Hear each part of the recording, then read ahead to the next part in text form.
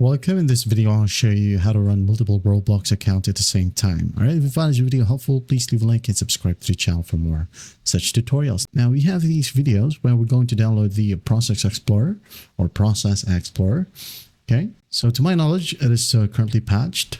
But if you want to, you could go ahead and follow some videos on YouTube where it teaches you the process on how to download the Process Explorer and run multiple instances for Roblox.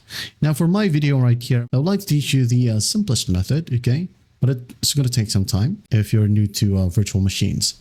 So as you can see here, I have my desktop and I have VirtualBox. So before you continue with this video, make sure that you know how to download and install VirtualBox. Also Windows 11 or whatever operating system that you have, okay? So I'm going to open up VirtualBox right here. I'm going to power up my other Windows 11 just for you to see. Now, while it's running, okay, while it's opening, I'm going to open up Roblox right here under my main computer, just like so.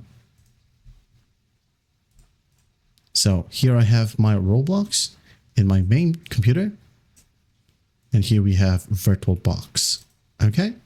So it's just like opening a computer inside your computer, okay? You can go ahead and run multiple VirtualBox instances right here if you want to. So we're going to download Roblox right here.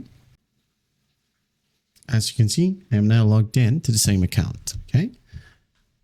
And again, you could go ahead and run multiple VirtualBox or virtual machines. So here's my account, here's my account. So what we're going to do is just download Roblox right here, play.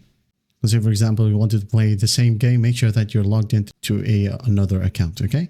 And that's just basically it. That is how you run multiple Roblox accounts at the same time. I hope this video helps, and I'll see you in the next one.